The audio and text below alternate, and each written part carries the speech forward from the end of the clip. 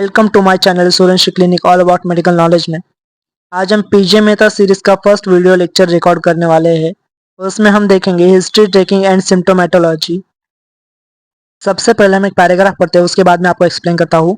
History taking is an art which a doctor learns over the years by repeated practice and experience. History is the record of medical events that have already taken place in the patient. Since every disease has a pattern of behavior, a good history combined with a sound knowledge of medicine would help the doctor to judge the likely cause that may be responsible for the patient's problem. In over 80% cases, the most likely diagnosis can be reached by a proper history. On clinical examinations, the clinical state of the patient is determined at that given time. However, nothing is usually known of the past problems. Hence, without an appropriate history, an incorrect interpretation of the physical findings may be made. Example, a person has a brisk reflexes and extensor plantar. A recent history of transient ischemic attack would suggest a recent stroke, whereas an old history of stroke a few years ago would suggest a residual effect of the past stroke. A good history must record the following information in a systematic order. मैं आपको बता दूं, history taking एक कला है जो कि doctors repeated practice से और एक्सपीरियंस से सीखते हैं। जैसे कि आप जानते हैं, every disease has a different behaviour pattern. So एक अच्छी हिस्ट्री टेकिंग से एक डॉक्टर को पता पड़ता है कि इसका क्या कॉज हो सकता है, बीमारी का कॉज क्या हो सकता है, जो कि 80% केसेस में ऐसा है कि प्रॉपर हिस्ट्री टेकिंग से ही केस का कॉज मालूम पड़ जाता है। प्रॉपर हिस्ट्री टेकिंग से कॉज मालूम पड़ जाता है। बिना प्रॉपर हिस्ट्री टेकिंग के गलत इंटरप्रिटेशन भी हो सकता है। So history taking is most important in initial stage of administration of the patient. A good history must record the following information in systematic order. History taking में जो steps है मैं आपको बताने जा रहा हूँ। Biodata of the patient, patient के एडमिनिस्ट्रेशन के टाइम पे ये सब लिखना ज़रूरी है फॉर्म में, मतलब एडमिशन फाइल में लिखना ज़रूरी है। उसमें आता है एज, सेक्स, जेंडर, पेशेंट का एड्रेस, पेशेंट क्या काम करता है, ऑक्यूपेशन, पेशेंट की क्या कास्ट, रिलीजन क्या है, and marital status of the person, married है अनमैरिड है, ये सब इनिशियल स्टेज में मालूम किया जाता है। Complaints of the present illness, present time पे पेशेंट को क्या तकलीफ है वो सब नोट किया जाता है। The complaints with which the patient has come should be recorded in chronological order and the duration should be noted. Patient को क्या तकलीफ है ये सब नोट किया जाएगा और कब से तकलीफ है ये सब भी नोट की जाएगी। प्रेजेंट कंप्लेंट क्या है, कब से है, ये सब फॉर्म में लिखा जाएगा। तो थर्ड पॉइंट है origin, duration and progress. Details of each symptom must be recorded separately. The mode of onset, whether sudden or gradual, the duration of each symptom and its progress, and finally the present status of the symptom must be noted. Associated symptoms must also be inquired into and recorded. मतलब origin, duration and progress ये सब मालूम करना है।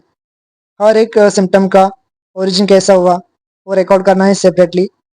कब से start हुई तकलीफ, अचानक हुई या धीरे धीरे हुई, कब से हुई, कितने टाइम से हुई, वो सब सिम्टम्स नोट करने हैं फाइल में, हिस्ट्री टेकिंग में। और कितनी प्रोग्रेस है, डिजीज़ कब से हो रही है, कितना प्रोग्रेस हुआ है, कितनी तकलीफ बढ़ी है, ये सब मालूम करना है। एंड फाइनली उसको करंटली क्या सिम्टम्स है, क्या स्टेटस है डिजीज़ का, क्या तकलीफ का, वो सब मालूम करना है। उसके साथ मेन करंट सिम्टम्स के साथ उसके साथ साथ उसको और कोई तकलीफ भी है वो सब मालूम करना है और रिकॉर्ड करना है फाइल में। इस फोर्थ पॉइंट है history of past illness, similar illness in the past. अभी जो पेशेंट को तकलीफ है उससे पहले थी क्या, उसको सेम प्रॉब्लम थी क्या, कितने टाइम पहले थी, ये सब मालूम करना है। उसको उससे पहले और कोई बीमारी थी क्या, इस फैमिली में किसी को तकलीफ थी क्या, सेम बीमारी किसी फैमिली मेम्बर को थी क्या, ये सब मालूम करना है और नोट करना है फैमिली हिस्ट्री में, फैमिली इलनेस में। जैसे कि आपने देखा हिस्ट्री ऑफ पास्ट इलनेस में, similar illness in the past with their time of occurrence, duration, and results should be noted. Childhood illness, eruptive fevers, pertussis, influenza, tuberculosis, diabetes, hypertension, asthma, heart disease, jaundice, joint swelling, etc. must be inquired into. Past injuries, accidents, operations, and or hospital stay and blood transfusion history must be noted in details. मतलब के past illness में similar illness in the past with the time of occurrence, past में कोई ऐसी बीमारी थी क्या, और उनका टाइम, जैसे कि कब हुई थी, कितने महीने पहले, कितने साल पहले, कितने टाइम तक, ये सब नोट करना चाहिए पास्ट इलनेस में, हिस्ट्री ऑफ पास्ट इलनेस में। चाइल्डहुड इलनेस में क्या क्या हुआ था, मतलब फीवर वगैरह कैसे आते थे, वायरल थे या बैक्टीरियल थे, ऐसे सब मालूम करना चाहिए। जैसे कि अगर कोई एडल्ट है या फीमेल है या कोई भी है, कोई भी पेशेंट है, उनको ट्यूबरक्लोसिस की हिस्ट्री है क्या, डायबिटीज की हिस्ट्री है क्या पास्ट में, हाइपरटेंशन की हिस्ट्री थी क्या पास्ट में, अस्थमा की तकलीफ थी क्या पास्ट में, हार्ट डिजीज की तकलीफ थी क्या पास्ट में, जॉन्डिस हुआ थे क्या, जॉइंट स्वेलिंग थी क्या, ये सब बड़े बड़े डिजीजेस पास्ट में थी क्या, ये सब थे क्या, ये सब मालूम करना चाहिए, नोट करना चाहिए। History of illness in the past must be inquiry इनकी करनी चाहिए, जो भी डिजीजेस पास्ट में थे, और उनको नोट डाउन करना चाहिए पास्ट हिस्ट्री में। इसमें और भी है, पास्ट इंजरीज पूछना चाहिए, कोई इंजरी हुई थी क्या, कोई ऑपरेशन, सर्जिकल ऑपरेशन कोई हुआ था क्या, जैसे कि हिस्टेक्टोमी, ये सब पास्ट में सर्जरीज हुई थी क्या, एक्सीडेंट्स किसी का फैमिली में या आपका एक्सीडेंट हुआ था क्या पेशेंट का, ये सब पूछना चाहिए। आपका कहीं ब्लड, मतलब ब्लड ट्रांसफ्यूजन हिस्ट्री में है क्या, देखना चाहिए उनका। ये सब डिटेल्स बारीक से नोट डाउन करनी चाहिए। फिफ्थ पॉइंट है personal history, patients appetite, food habits, type of diet, bowel and micturition habits, sleep and addictions like alcohol, smoking, tobacco, chewing, चरस, गांजा, marijuana etc। मतलब कि पेशेंट के एडमिनिस्ट्रेशन के टाइम पे पेशेंट को पूछना चाहिए कि आपकी एपिटाइट कैसी है, कम है, ज़्यादा है, मीडियम है, या भूख बिल्कुल भी नहीं लगती, फूड हैबिट्स क्या क्या है, क्या खाते थे वो, क्या खाते हैं, टाइप ऑफ डाइट, उनका डाइट कैसा है, उनका मतलब बॉवेल क्या, माइंड मिक्चुरेशन हैबिट्स कैसी है, स्लीप कैसी है उनकी, मतलब आदत कैसी है, एंड एडिक्शंस कौन से उनको है क्या या नहीं है, अगर होंगे तो पूछना है कि आपको कौन से एडिक्शंस थे पहले, जैसे अल्कोहल पीना, स्मोकिंग करना, टोबैको खाना, चरस, गांजा, ऐसे मैरिजुआना, ऐसे मतलब एक्सेट्रा एक्सेट्रा, ऐसे पूछना चाहिए कि आपको कौन से एडिक्शंस थे या नहीं थे। कई बार पेशेंट्स फेक हिस्ट्री बताता है कि मुझे अल्कोहल की आदत नहीं थी, बट टेस्ट के बाद में मालूम पड़ता है कि उनका क्या क्या साइन एंड सिम्टम्स थे, उनके क्या रिपोर्ट्स आए हैं। ये सब इंक्वायरी करना चाहिए और नोट डाउन करना चाहिए। लॉस ऑफ एपिटाइट, मतलब भूख बिल्कुल भी नहीं लगती, एंड वेट में suggest an active disease process, उनका वेट कितना है, ओबेज है या थिन, लीन थिन है, ये सब देखना चाहिए उनको, उनका इंक्वायरी करना चाहिए। Similarly improper sleep due to other symptoms would suggest that those symptoms require urgent attentions.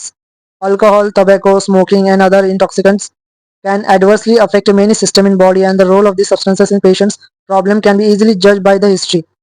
Example, alcohol may be responsible for liver cell failure and cirrhosis as well as acute gastritis. Heavy smoking may be responsible for precipitating coronary artery disease or hypertension in the young. मतलब कि ये सब investigate करना चाहिए during administration of the patient, उनको alcohol, tobacco की smoking करने की आदत है या नहीं है, ऐसे हैवी टॉक्सिक मटेरियल्स कंजम्पशन करना सेहत के लिए गलत है, और बाद में रिपोर्ट में मालूम भी पड़ जाता है कि क्या उनकी, मतलब क्या कितने लेवल तक पेशेंट की हेल्थ का पेशेंट को हेल्थ का प्रॉब्लम है, क्योंकि मेनी सिस्टम्स इनकी वजह से अफेक्ट होते हैं। And the role of the substance in patients problem can be easily जज बाय द हिस्ट्री। ये सब हिस्ट्री मालूम करने से सब कुछ मालूम पड़ जाता है कि पेशेंट को पास्ट में कौन से एडिक्शंस थे। अल्कोहल की वजह से लिवर सेल डैमेज होते हैं, सिरोसिस ऑफ लिवर होते हैं, मतलब हिपैटिक सेल्स है जो डिस्ट्रक्टिव मोड में आना चालू होते हैं, डिस्ट्रक्ट होते हैं। क्रॉनिक अल्कोहलिज्म की वजह से, उसकी वजह से गैस्ट्राइटिस भी होता है। हैवी स्मोकिंग की वजह से कोरोनरी आर्टरी डिजीज भी हो सकती है, और हाइपरटेंशन यंग एज में भी हो सकता है। 6 पॉइंट है family history, any illness in the family must be recorded. Family में कोई अगर इलनेस है तो वो भी रिकॉर्ड करना चाहिए। The state of the health of parents, pairs and children should be noted. Parents and childrens की हेल्थ कैसी है, उनको कोई बीमारी थी क्या इस पास्ट में, वो सब नोट करना चाहिए। If any member is deceased, मतलब कोई अगर उनके घर में अगर कोई किसी की डेथ हुई है तो उनका कॉज ऑफ द डेथ मालूम होना चाहिए, इंक्वायरी करनी चाहिए किस वजह से उनकी डेथ हुई थी। सम जेनेटिकली ट्रांसमिटेड डिजीजेस आर, क्योंकि जेनेटिकली कोई चीज डिजीज ऐसी होती है जो ट्रांसमिट होती है, इनहेरिट होती है generation to generation. X linked recessive diseases, आप अब इनके बारे में बारी बारी जानेंगे। एग्जाम्पल, ड्यूचेन मस्कुलर डिस्ट्रॉफी, मतलब a group of genetic diseases that causes progressive weakness and degeneration of the skeletal muscles. Progressive degeneration and weakness of the skeletal muscles. Okay.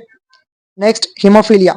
Hemophilia, a disease that causes a person to bleed a lot even from very small injuries like very small cut because the blood does not clot.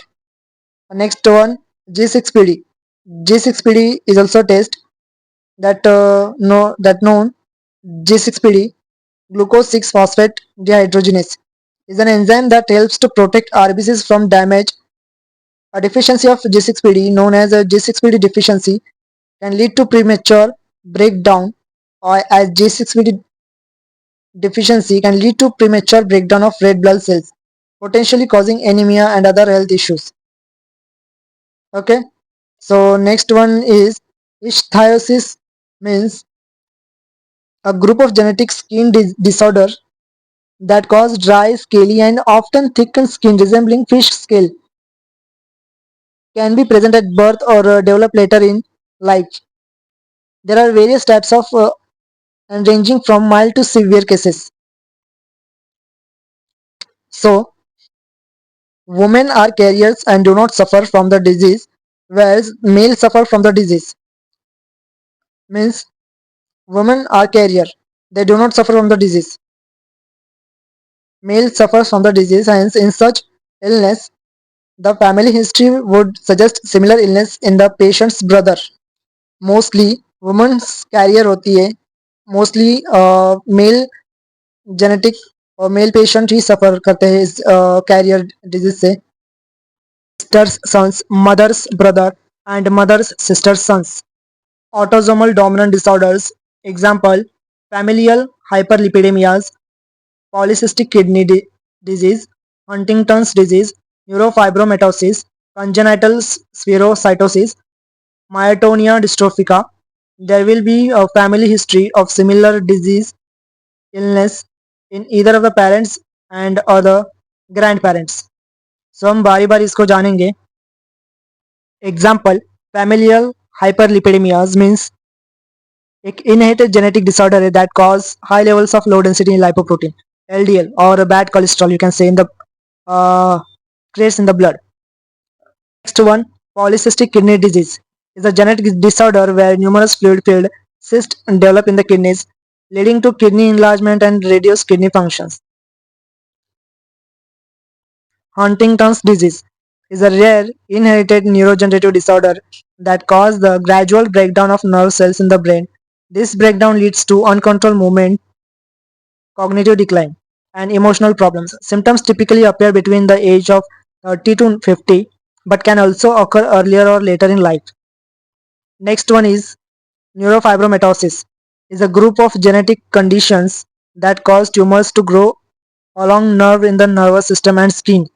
These tumors are usually benign, not cancerous, but can sometimes become malignant. मतलब benign मतलब तो एक चीज हद तक ही grow होती है, उसे हम like can say we can say tumour वगैरह. अगर वैसी चीजें अगर अनकंट्रोलेबल ग्रो हो जाए तो कैंसरस फॉर्म में तैयार होने लगती है, तो फिर उसको कैंसर बोलते हैं. फिर there will be a family history of similar illness in either of the parents or of or grandparents. ये सारी सिमिलर डिजीजेस अगर पेरेंट्स में हो सकती है या फिर ग्रैंड पेरेंट्स में हो सकती है. C point, autosomal recessive disorders, example, beta thalassemia, sickle cell anaemia, spinal muscular dystrophy, cystic fibrosis, congenital adrenal hyperplasia, phenylketonuria. There is usually no history of similar illness in the parents since they may be heterozygous and hence only carriers. However, history of contagious marriage in the parents between cousins or brother and sister or uncle and niece may be present and may be responsible for the homozygous state in the patient and thus the manifestation of the disease. So हम step by step disease के बारे में जानेंगे, जैसे कि beta thalassaemia means is a genetic blood disorder where the blood produces less of the beta globin protein, a compound of hemoglobin, the protein that carries oxygen in red blood cells. This reduced hemoglobin production leads to anemia, a condition characterized by a deficiency of red blood cells or hemoglobin. Sickle cell anemia, an inherited disease in which the red blood cells have an abnormal crest shape, block blood vessels, and do not last long as normal red blood cells. A serious medical condition in which the red blood cells are damaged and change shape. Spinal muscular dystrophy is a genetic disorder that causes progressive weakness and wasting of the muscles used for movements. It's a type of motor neuron disease where nerve cells in the spinal cord responsible for controlling muscle movement. Cystic fibrosis is a disease that causes thick sticky mucus to build up in the lungs, digestive tract and other areas of the body. Menstrual and obstetric history. In females, the date of onset of menstruation, date of last menstruation, and the amount of blood flow, regularity, and pain during menstruation should be noted. In a woman who has conceived, details of past abortions, premature births, and normal or abnormal delivery should be noted. मतलब कि females में date of onset of menstruation मतलब menstruation कौन से दिन पे शुरू हुआ था, last date of menstruation, amount मतलब ब्लड फ्लो कितने अमाउंट में हुआ था, कम हुआ था, ज़्यादा हुआ था या रेगुलर नॉर्मल हुआ था, रेगुलरिटी मतलब कंटिन्यूस आ रहे हैं या अल्टरनेट डेज आ रहे हैं, and pain during menstruation, pain था नहीं था, कितना था, ज़्यादा था कम था, ये सब नोट करना ज़रूरी है. In a woman who has conceived मतलब उसने अगर कंसीव्ड वुमेंस में उनका डिटेल्स लेना ज़रूरी है, पास डिटेल्स मतलब अगर उनका अबॉर्शन हुए थे तो नोट करना ज़रूरी है. प्रीमेच्योर बर्थ कितने हुए या नहीं हुए, ये सब भी नोट करना ज़रूरी है. नॉर्मल डिलीवरीज या normal delivery should be noted. जैसे कि नॉर्मल डिलीवरी हुई है तो ठीक है, वो सब भी नोट करना ज़रूरी है. और सी सेक्शन सिजेरियन सेक्शन अगर हुआ है तो वो सब भी नोट करना ज़रूरी है, क्योंकि आगे जाके क्योंकि ये सभी चीज़ें, ये सभी हिस्ट्री टेकिंग ज़रूरी है, ये सभी चीज़ें डिजीज़ में इफ़ेक्ट करती है. सो ये रहा पूरा हिस्ट्री टेकिंग डिटेल्ड वीडियो. ये था complete video on history taking and symptomatology पे. Thank you for watching this video.